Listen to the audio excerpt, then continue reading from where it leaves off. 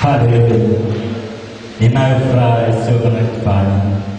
Mnasemaje kanisa? Hebu mchapie tena Bwana makofi ya shangwe na vigelegele. Haleluya.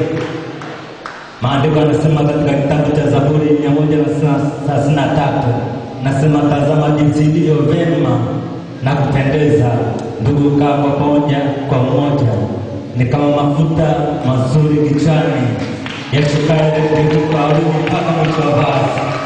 Haleluya.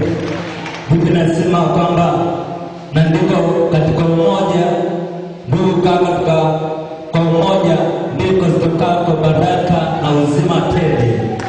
Haleluya.